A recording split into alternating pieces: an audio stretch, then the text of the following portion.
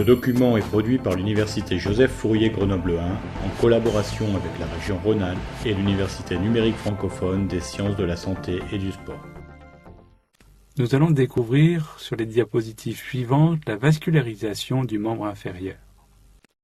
La vascularisation artérielle des membres inférieurs a pour origine les artères pelviennes. Nous allons voir sur cette vue antérieure du bassin l'ensemble de ces vaisseaux. Tout d'abord mettre en place l'aorte avec son trajet vertical à la face antérieure de la colonne vertébrale. Cette aorte va se diviser en regard de L4 en une artère iliaque commune, droite et gauche. L'aorte va donner aussi naissance à ce niveau à l'artère sacrée moyenne qui continue verticalement à la face antérieure du sacrum. Les artères iliaques communes vont donner les artères iliaques externes, droite et gauche, qui ne font que traverser le bassin. Ces artères iliaques externes vont passer en dessous du ligament inguinal, dans la lacune vasculaire, et cela va correspondre à l'origine de l'artère fémorale. Cette artère iliaque externe va donner deux branches au niveau du bassin, l'artère circonflexe iliaque profonde et l'artère épigastrique profonde qui va venir sur la face dorsale de la paroi abdominale. L'artère iliaque commune a donné l'artère iliaque externe, mais donne aussi l'artère iliaque interne. L'autre élément à connaître par rapport à ces vaisseaux est le rapport étroit avec l'urtère. L'urtère est donc né au niveau rétropéritonéal, au niveau des reins, et va descendre verticalement pour rentrer dans le niveau du petit bassin au contact des artères iliaques externes et internes.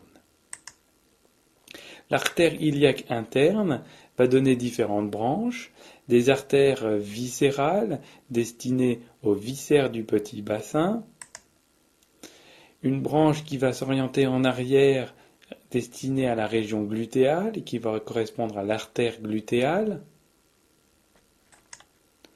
et une artère ischiatique qui va descendre verticalement et accompagner le nerf sciatique. Et enfin, représenter ici l'artère obturatrice qui va franchir le foramen obturé. Le drainage veineux, quant à lui, se fait donc par la veine fémorale commune. Cette veine fémorale commune, une fois qu'elle aura franchi le ligament inguinal, va se nommer la veine iliaque externe. Cette veine iliaque externe va être alimentée par la veine iliaque interne pour former ensemble la veine iliaque commune.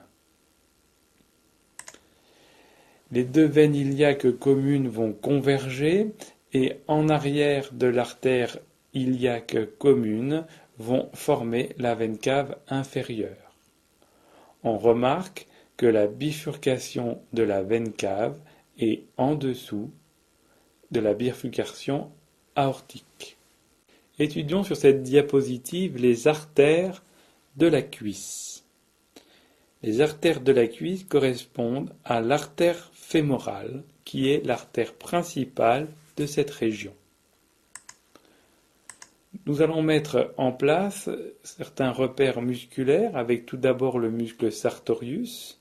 Il s'insère sur l'épine iliaque antéro-supérieure qui va croiser la région, c'est pour ça qu'il est coupé à ces deux extrémités ici, pour se terminer à la face médiale du tibia et participer au muscle de la patte doigt. On peut mettre aussi en place le muscle psoas iliaque, le ligament inguinal, et on voit bien ici la lacune musculaire en dehors et la lacune vasculaire en dedans. On peut placer aussi le muscle long abducteur. Entre le ligament inguinal, en haut, le muscle long abducteur en dedans et en bas, et le muscle sartorius en dehors et en bas, on peut tracer les limites du trigone fémoral. Si l'on trace ensuite le muscle grand adducteur plus bas, avec l'arcade du grand adducteur, représenté ici en vert, il existe ce que l'on appelle le canal des adducteurs, représenté ici en vert. L'artère fémorale fait suite à l'artère iliaque externe au niveau du ligament inguinal. Elle va avoir un trajet vertical au niveau du trigone fémoral, puis elle va continuer sa course dans le canal des adducteurs. Cette artère fémorale va se terminer au niveau du hiatus du muscle grand adducteur et se poursuivre par l'artère poplitée. Cette artère fémorale va donner un certain nombre de branches. Tout d'abord, l'artère épigastrique superficielle qui est destinée à la paroi abdominale. Cette artère va s'ascensionner jusqu'à la région ombilicale. On a latéralement l'artère circonflexe iliaque superficielle qui est destinée à la paroi abdominale dans sa partie latérale. On a médialement les artères pudendales externes qui sont destinées au pubis et au périnée. La plus grosse branche collatérale de l'artère fémorale correspond à l'artère profonde de cuisse. Elle naît à la face postérieure de l'artère fémorale et elle va donner un certain nombre de branches. Tout d'abord, l'artère circonflexe latérale de cuisse. Cette artère circonflexe latérale de cuisse est donc une branche collatérale de l'artère profonde de cuisse. Et cette artère circonflexe latérale de cuisse va donner un rameau descendant, représenté ici par 4 branches artérielles. Ces rameaux descendants sont destinés au muscle quadriceps fémoral. Il existe un rameau ascendant qui va rejoindre l'artère circonférentielle médiale de cuisse en passant en avant du col du fémur. Et cette artère circonflexe latérale de cuisse va donner aussi un rameau transverse qui va contourner le fémur. N'est représenté ici que les rameaux descendants et le rameau ascendant. L'artère profonde de cuisse va donner aussi les artères perforantes. Ces artères perforantes vont passer entre le muscle grand abducteur et le fémur en formant des arcades. Ces artères perforantes vont former à la face postérieure du muscle un réseau artériel ascendant.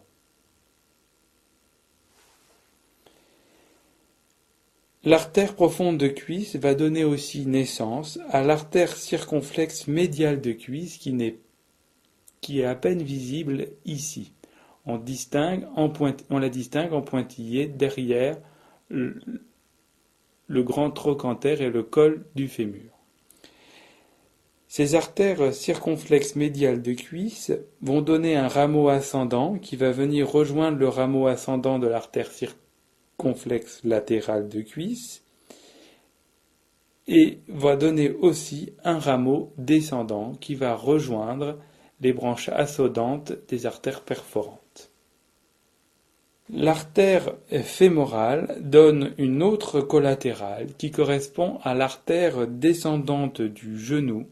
Cette artère descendante du genou naît au-dessus du hiatus du muscle grand adducteur et va se diviser rapidement en 2 branches terminales.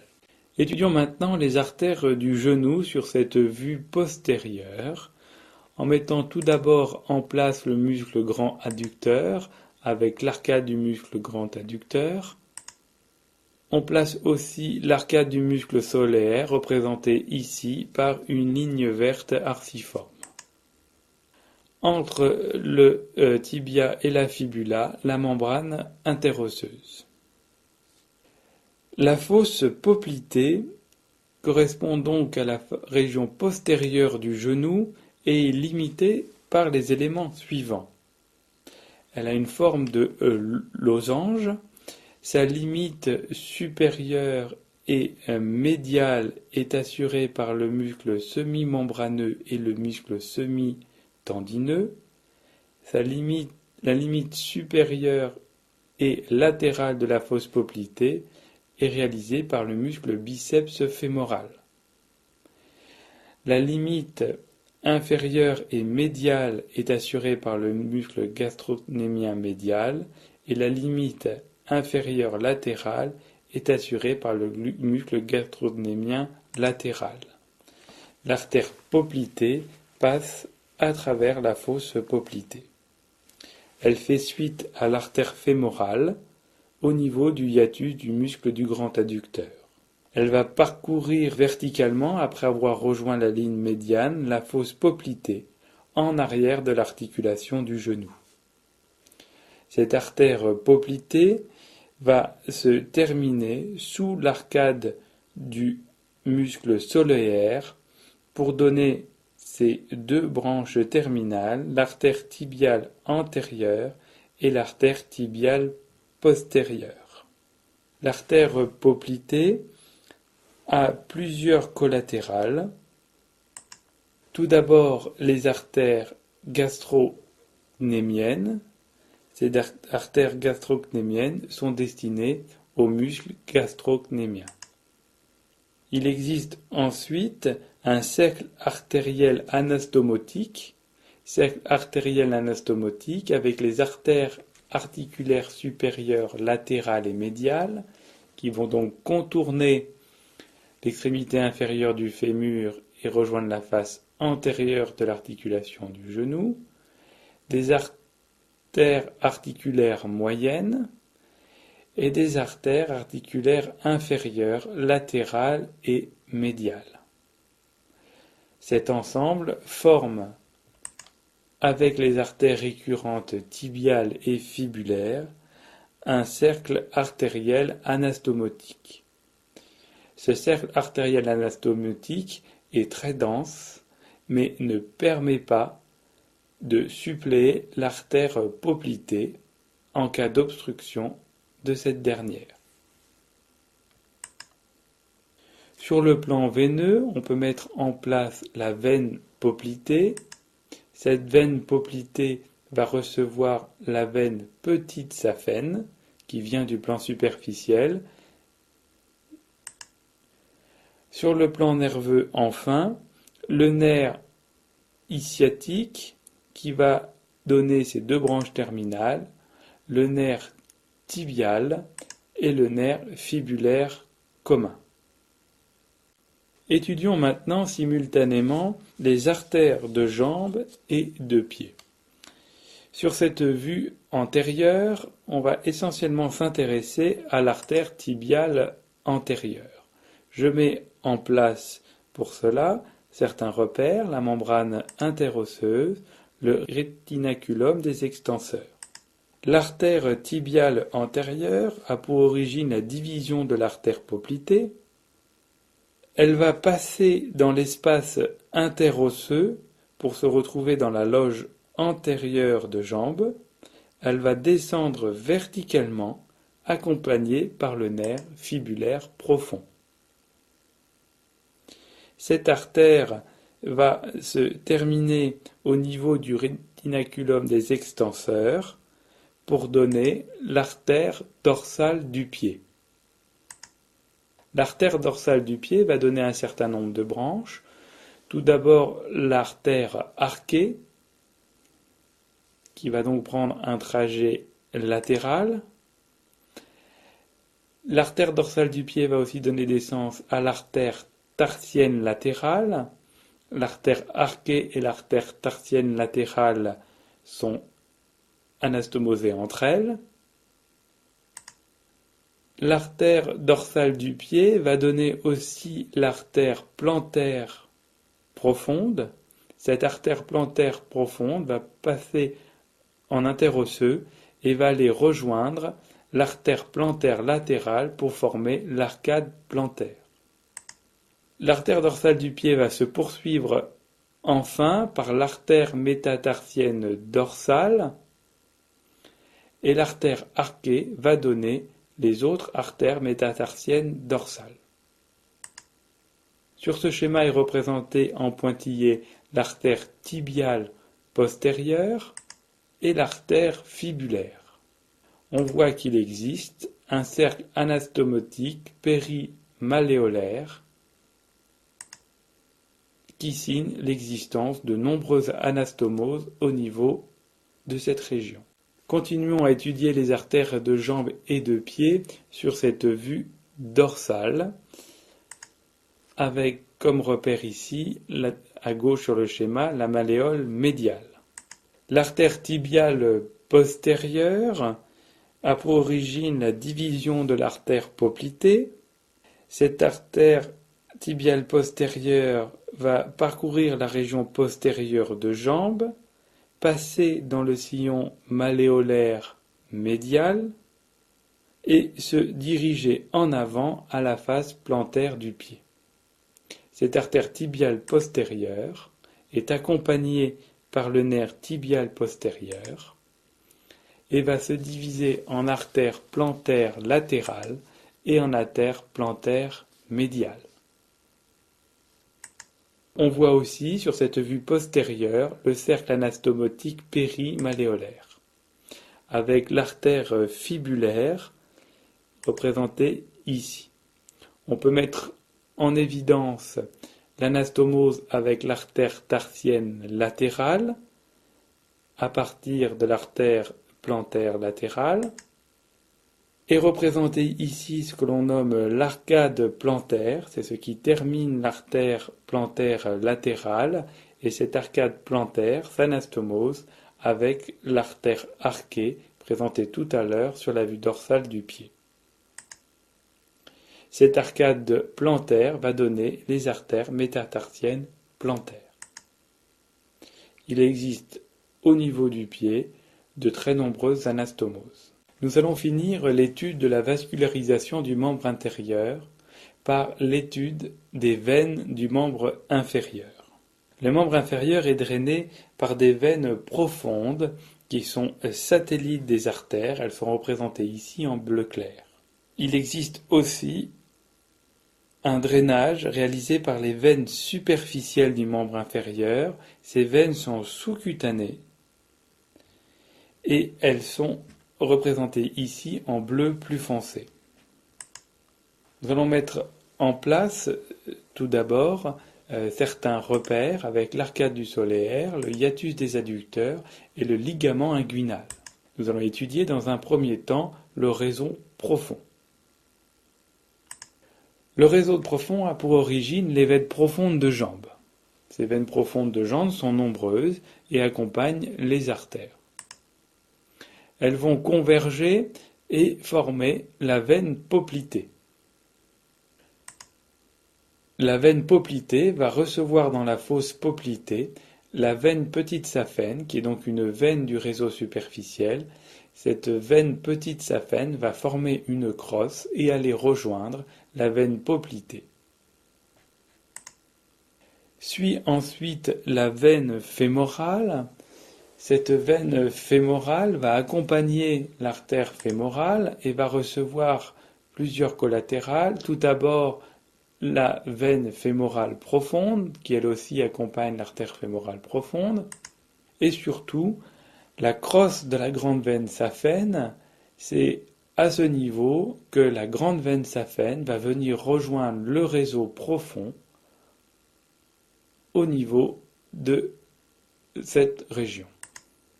Enfin, une fois le ligament inguinal passé, le drainage veineux est assuré par la veine iliaque externe.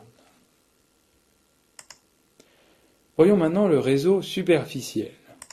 Le réseau superficiel a pour origine ce que l'on appelle la semelle plantaire veineuse.